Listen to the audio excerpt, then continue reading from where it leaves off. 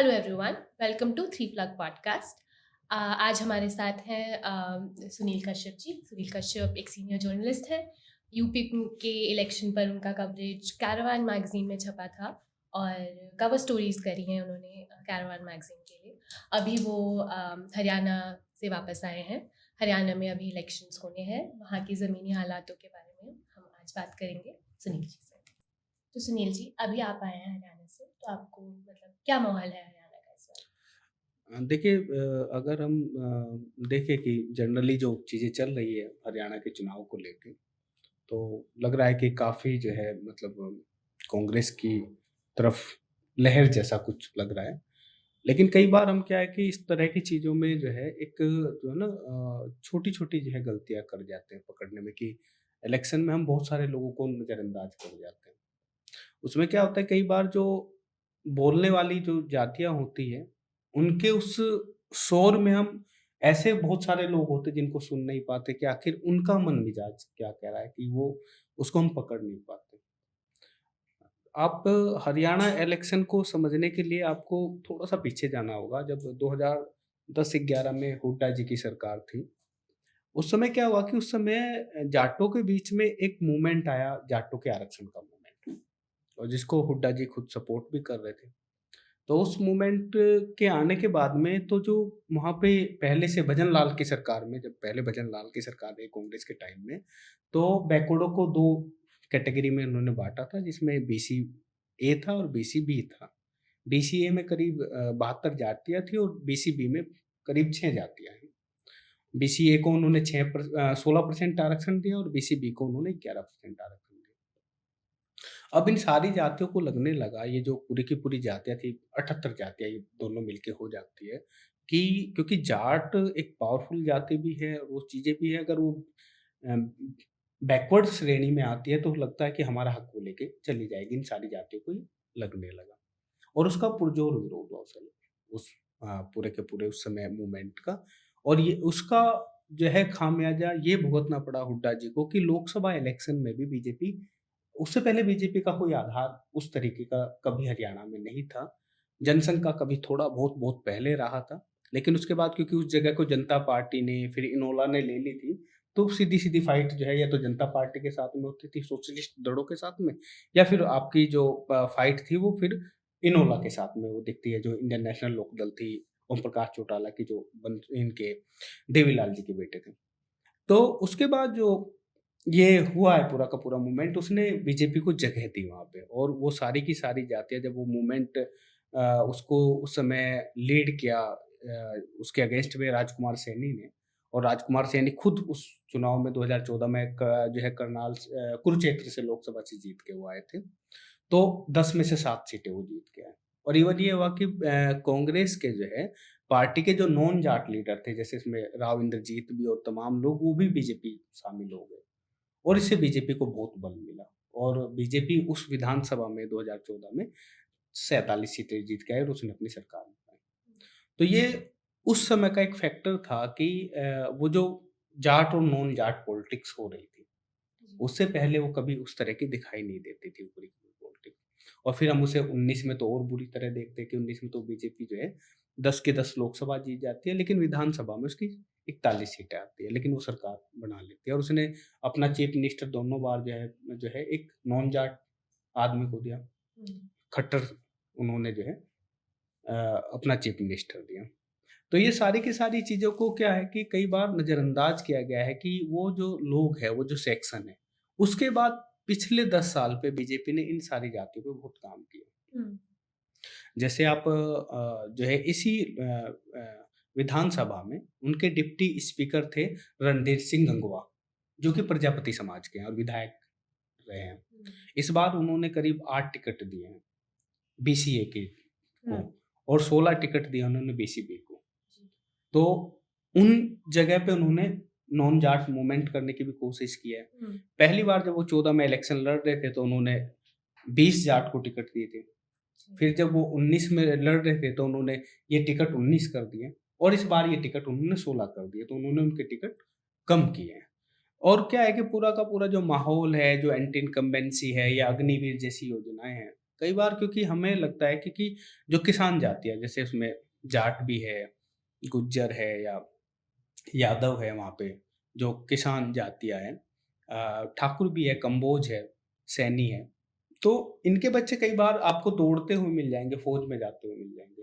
लेकिन शायद हो सकता है कि प्रजापति का लड़का या जांगड़ा का लड़का या फिर जो है वहाँ पे कंबोज का लड़का, वो उस तरह से आपको ना मिले कि वो भर्ती के लिए दौड़ कर रहा है, या कई बार उनके लोग सेना में उस तरह से नहीं आते। हुँ, उनके लिए तो क्या होता है कि ये जो बेल्ट की नौकरी है, उन्हें 4 साल के लिए मिल जाए, 2 साल के लिए मिल जाए, उनके लिए तो वही अवसर है कि वो सेना में गया। हुँ। वो अपने रिश्तेदारों को बता सके उसके यहाँ भी कुछ दिन के लिए कोई सरकारी नौकरी में था। तो मतलब उस अग्निवीर को लेके उस सेक्शन में उतना माहौल नहीं बन उसमें पाता है। उतना माहौल नहीं है। हुँ, और जबकि उन दोनों का जो वोट परसेंटेज अगर आप कभी जोड़ के देखेंगे तो वो पूरा का पूरा इन दोनों का जोड़ के आपका जो है 35 से 40 के बीच में चला जाता है। अच्छा। बीसीए और बीसीबी बीसीबी को का छो दोनों का जोड़ के जो चला जोड़कर। जाता है। तो उस सेक्शन को कांग्रेस में जो है काफ़ी नज़रअंदाज किया गया है। उसकी कोई वैसी हुँ, लीडरशिप नहीं है। कांग्रेस का असलियत में जो पूरा फ़ोकस हुआ है इलेक्शन पे, पहला फ़ोकस जाट थे, हुँ, दूसरा फ़ोकस अगर हम देखें तो रविदासिया थे। हुँ, उन पे फ़ोकस किया हुँ, गया वो पूरा का पूरा। और तीसरा फ़ोकस अगर, क्योंकि मुस्लिम वहाँ उस तरह का नंबर नहीं है, तो वो नूह में ही है, हाँ। तो वो वहाँ का इलाका जो है कांग्रेस के साथ में है, तो वहाँ उतनी वो उस तरह का इफ़ेक्टिव नहीं है, उस तरह की चीज़ें नहीं है। तो ये सारी की सारी चीज़ें देख पा रहे हैं कि हम कि जो जिसे हम कई बार साइलेंट वोटर कहते हैं या हम उसे कई बार अनविजुअल वोटर कहते हैं कि वो जो दिखाई नहीं देता, जो कई हुँ, बार आपको आपकी निगाहों से निकल जाता है, हुँ, उसकी अपनी राजनीति क्या होगी या वो क्या सोच रहा होगा। हुँ, और इवन ये यहीं पे नहीं, जैसे कि आप कई बार इसको अगर एससी कैटेगरी में भी देखेंगे तो एससी कैटेगरी में हरियाणा के अंदर में ऐसी बहुत सारी जातियाँ हैं जो नोमैडिक हैं। हुँ, उसमें बादी है, नट है, सपेरा है, इस तरह की जातियाँ, हुँ, वाल्मीकि है। इन जातियों को लेके इनके बड़े काम रहे हैं। आप हरियाणा सरकार में जो है हुड्डा जब चीफ मिनिस्टर बने तो उनका आप देखिए कि शुरुआती दिनों के फैसले ऐसे थे कि उन्होंने गोरख धंधा शब्द पे बैन लगाया था। हुँ, और ये शब्द एक कम्युनिटी मानती है जो कि वहाँ नोमैडिक है, और बीसी 1 की कम्युनिटी है जिसका बहुत अच्छा नंबर है, वो जोगी समाज है। हाँ, और वो योगी जो है गोरखनाथ को अपना आराध्य गुरु मानते हैं। और उनके नाम से वो बनी गाली पे उन्होंने उसको बैन करवाया और उनके जन्मदिन पे छुट्टी की। हुँ, और इन सारी चीज़ों का बहुत असर होता है। हुँ, उसके बाद उन्हीं सारी कम्युनिटी उनको और गोसाई को लेके जो गिरी गोसाई जाति है और जोगी है हुँ, और इसमें कुछ बैरागी भी, जो कि मंदिर में पूजा करते हैं, तो पूरी की पूरी बीजेपी की सरकार ने पुजारी प्रकोष्ठ बनाया। हुँ, पुजारी बोर्ड बनाया। तो पुजारी बोर्ड बनाया और उसको उसने कुछ पैसे शायद मुझे लग रहा मतलब 3,000 रुपए महीना देना शुरू किया और ये 30,000 लोगों को उन्होंने हरियाणा में, मैं इसमें थोड़ा-सा कन्फ्यूज़ हूँ लेकिन मुझे लग रहा है कि ये नंबर हुँ, इतना ही है। हुँ, तो इस तरह के काम हो रहे थे। केश कला बोर्ड बनाया, हुँ, माटी कला बोर्ड बनाया। तो इन जातियों को लेके, इन सेक्शन को लेके वो काम कर रहे थे।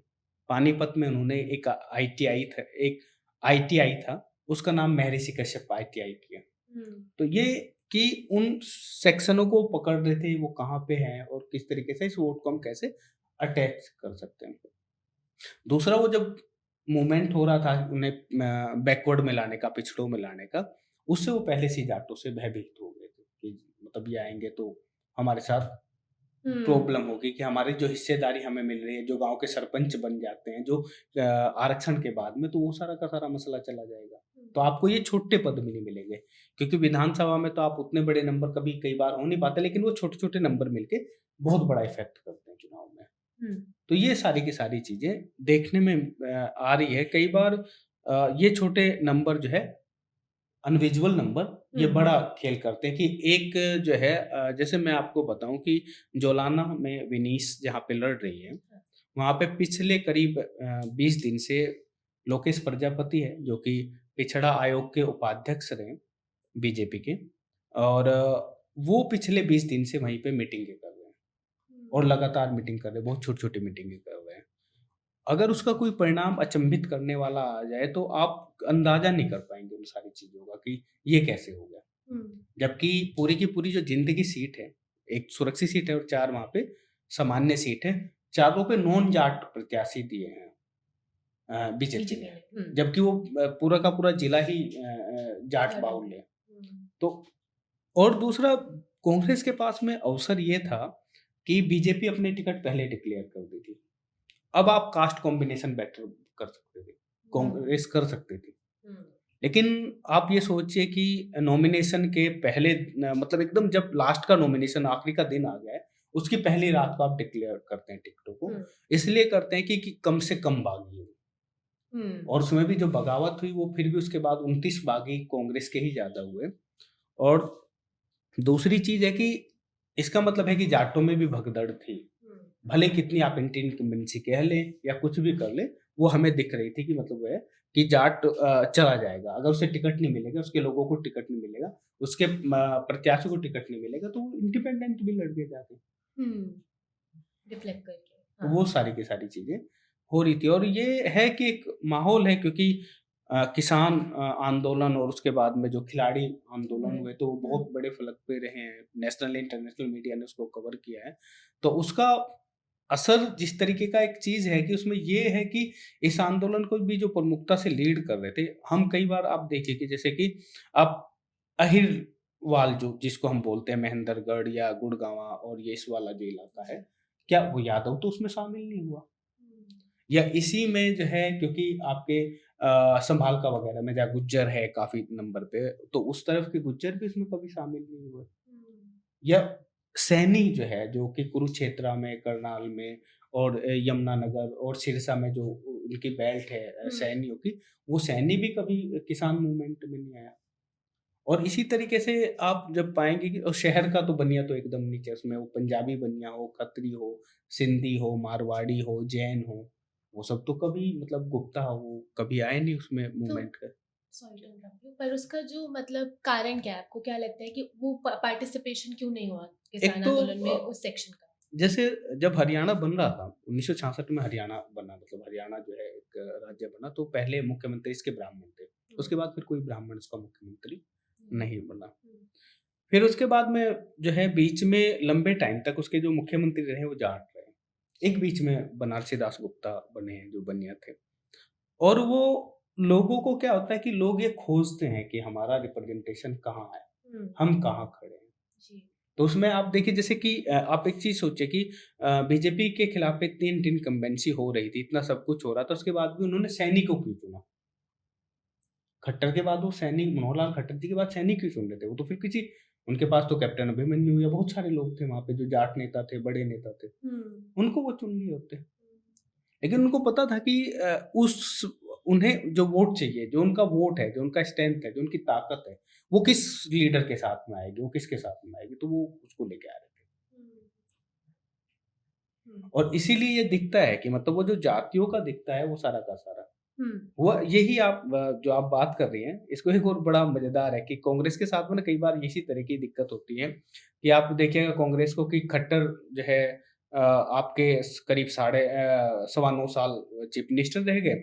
तो कांग्रेस ने इस बार पंजाबियों को 11, उनकी बिरादरी को 11 टिकट दे दिए कि मतलब उनको ही क्योंकि वो, अपील करने, अपीस करने हाँ, लगा, अपील अपील करने करने के के लिए। लिए कि उनका एक तो मुख्यमंत्री हटाया तो इससे वो नाराज़ हो गए होंगे, वो बहुत सारी चीज़ें। लेकिन उनको ये नहीं था कि भई वो कैबिनेट में उनको मिनिस्टर कर लेंगे, तो मोदी जी ने तो उन्हें कैबिनेट में ले लिया। तो ये जो सारी की सारी चीज़ें हैं, कि कई बार क्या होता है कि जो कांग्रेस ने उन जातियों को बहुत बढ़ावा दिया है, जो किसी तरह पावर में आई है। जो पावर में कभी नहीं आई है, वो कांग्रेस के ज़हन में भी नहीं है और यही कांग्रेस की समस्या है। इंटरेस्टिंग। तो जैसा कि आप कह रहे हैं कि जो बीसीए और बीसीबी का वोटर है, उसका रुझान जो है बीजेपी के साथ चला गया है, क्योंकि बीजेपी ने बहुत ही स्ट्रैटेजिकली उनको रिप्रेजेंटेशन देना शुरू किया है और बहुत सारे सिंबॉलिक चीज़ों के साथ भी, बहुत सारे ऐसे even if not on policy level, बहुत सारी सिंबॉलिक चीज़ें की हैं, जी, छुट्टी देना या जी, फिर उनके नाम पर बिल्कुल। जैसे आपने बोला कि इंस्टीट्यूशंस के नाम ना, रख देना। पर अगर हम इससे पहले की बात करें, तब तो कांग्रेस जीता करती थी। तब अगर हम चाहे 2005 का इलेक्शन ले लें या 2009 का इलेक्शन ले लें, तो तब भी उस टाइम पे क्या समीकरण थे, उस टाइम पे किस तरह की इक्वेशन था? जब हम लोग शुरुआत में बात कर रहे थे तो हम लोगों ने यहीं से बात ही की थी। असल में वो जो 2005 का इलेक्शन था वो भजन लाल जी की लीडरशिप में लड़ा जा रहा था और भजन लाल जी वो आदमी थे जिन्होंने बीसी 1 और बीसी बी बाँटा था। जी। हुँ। वो ओह! वहीं से वो चीज़ें हुई हुँ, थी और हुँ। इसीलिए वो इतना बड़ा वो नंबर वो हाँ। गेन करके आ रहे थे हुँ, कि हुँ, कांग्रेस इतना बड़ा नंबर गेन करके आ रही थी। हुँ, और फिर हमने एक बात की थी कि 2009 से जो 14 की सरकार है, हुँ। उसमें अब आरक्षण की बात जाटों के बीच में आ गई। हाँ। अब यहाँ से नॉन जाट मूवमेंट ही शुरू हो रहा है हुँ, और हुड्डा जी उसके साथ खड़े हैं, हुँ, उस मूवमेंट के। हुँ, आप वो देखिए फिर उसके बाद में वो जो है मनोहर लाल खट्टर की सरकार में जब 2016 में वो मूवमेंट हो रहा है और तब तो उसका थोड़ा-सा मतलब वो विभत्स भी दिख रहा है। हुँ, मतलब किस तरीके से मतलब बहुत सारी दिक्कतें उस मूवमेंट में हुई है। हुँ, खट्टर जी की सरकार में जब वो है किया गया और उसको भी मतलब हुड्डा जी ने भी कई जगह उसमें भाषण दिए, हुँ, उस मूवमेंट में जब वो जाट रिज़र्वेशन की बात हो रही है। हुँ, तो पहली चीज़ तो क्योंकि 2005 का जब इलेक्शन लड़ा जा रहा था विधानसभा का तो भजन लाल जी उस पार्टी में प्रदेश अध्यक्ष थे, उससे पहले वो चीफ मिनिस्टर भी रह हुँ, चुके थे और उन्होंने उस कैटेगरी का डिवीज़न किया था। जी। तो उनसे उन जातियों का एक लगाव था, हुँ, क्योंकि वो लेके आए थे। हाँ, उस एवज में वो सरकार बनी लेकिन चीफ मिनिस्टर क्योंकि भजन लाल जी नहीं बने हुँ, और चीफ मिनिस्टर हुड्डा जी बने। जी।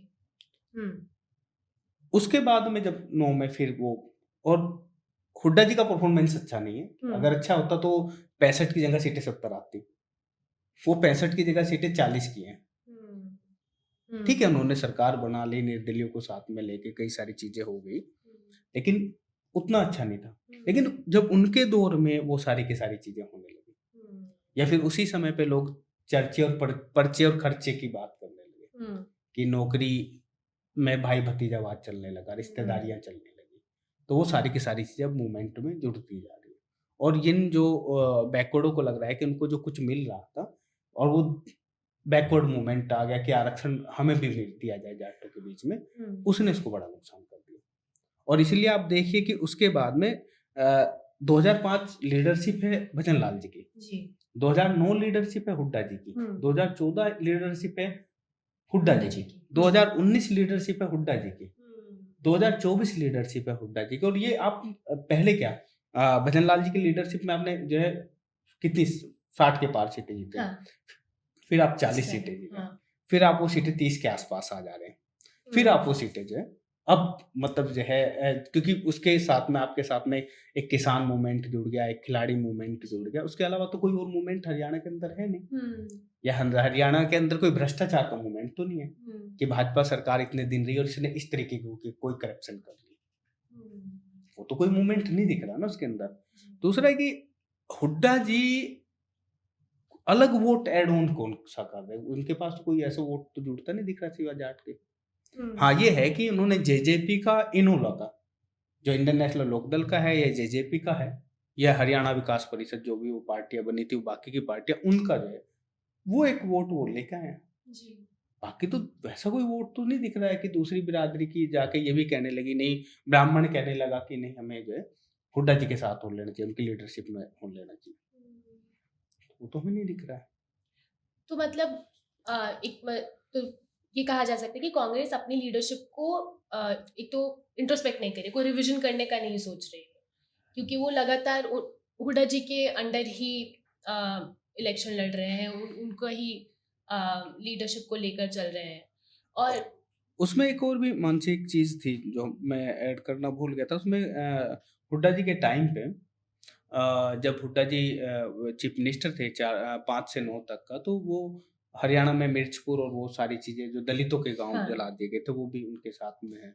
तो उसका भी असर हम देखते हैं कि उसका असर फिर वो बैकवर्डों के मूवमेंट का असर वो सारे आप देखिए कि उनकी चीज़ों पे हुँ, कि जी, किस तरीके से वो नंबर कम होता कम होता जा रहा है। हुँ, 67 से भजन लाल जी की लीडरशिप में वो 40-41 आया, फिर वो 31 आया।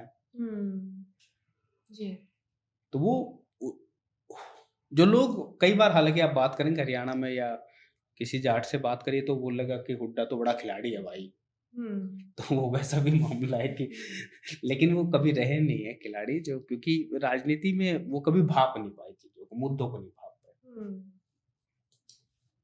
ठीक, तो कांग्रेस के अंडर अगर अगर कहा जाए कि अगर कांग्रेस इस बार नहीं जीतती, क्या आपको लगता है कि कांग्रेस को अपना लीडरशिप रिवाइज करना चाहिए, और अगर करना चाहिए तो क्या उनके पास एक्चुअली BCA और BCB के प्रोमिनेंट लीडर्स हैं जो देखिए एक्चुअली। ये इस बार करनी चाहिए नहीं, ये कर देनी थी।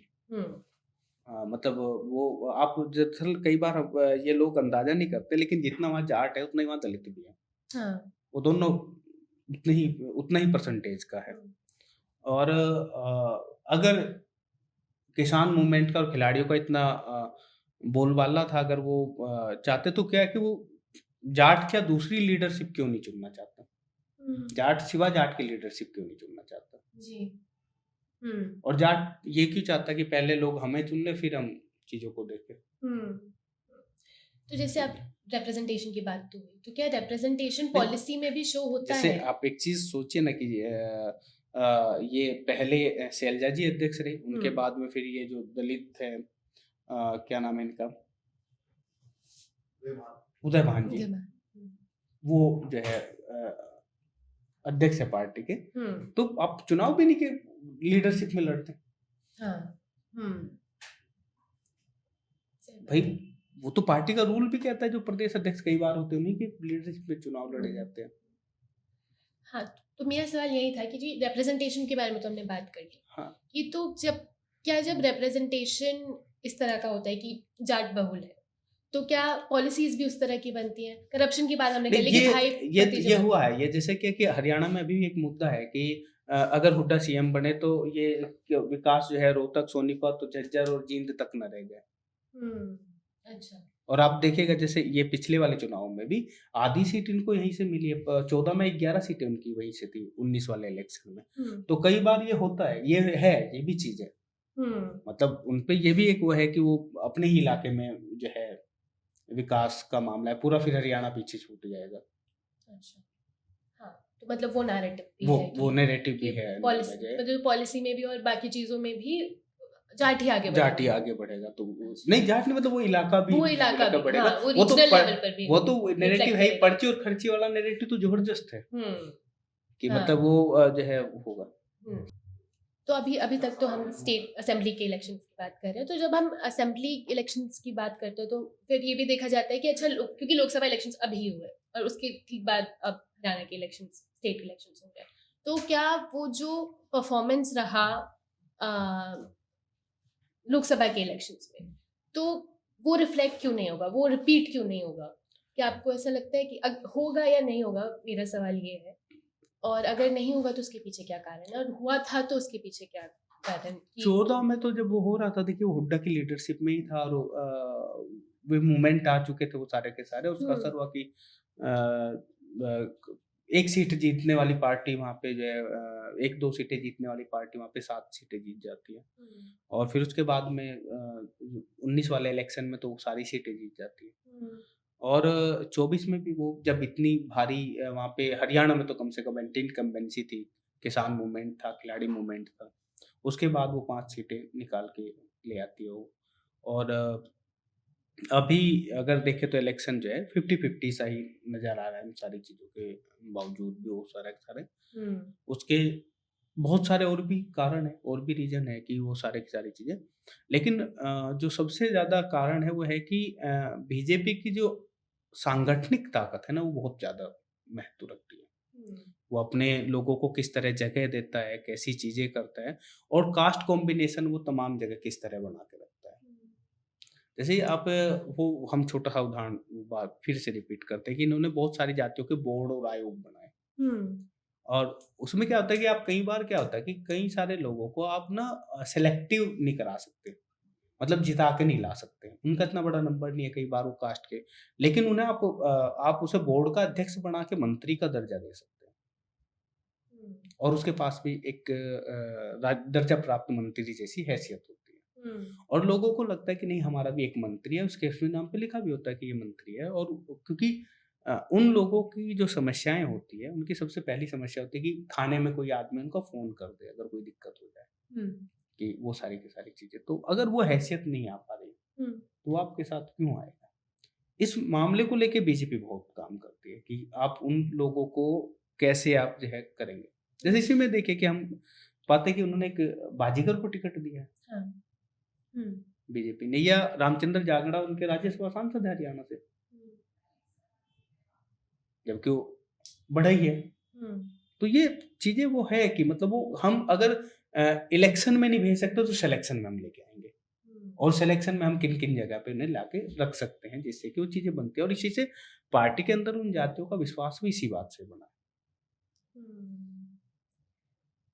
ये काफ़ी इंटरेस्टिंग पॉइंट था इलेक्शन और सिलेक्शन वाला। तो इसमें मैं एक और चीज़ ये जानना चाहती हूँ कि अगेन क्या ये ग्राउंड रियलिटी पे रिफ्लेक्ट करता है कि जैसे अगर आपने एक बना लिया अध्यक्ष, पर क्या उससे जो वो समाज है, उसको एक विज़िबिलिटी तो मिल गई। उनको लगा कि हाँ, हमको कोई देख रहा है, हमारे समाज का कोई इंसान अध्यक्ष है कहीं का।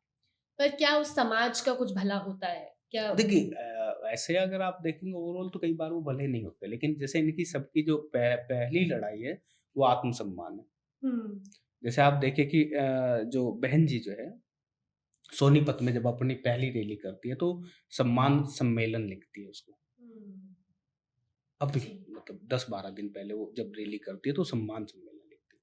और इन जातियों के लिए ऐसे जैसे एक रैली में किसी जाट ने अपशब्द कहे उनकी जाति को लेके शैलजा जी का, और वो वीडियो बहुत वायरल हुआ। हुँ।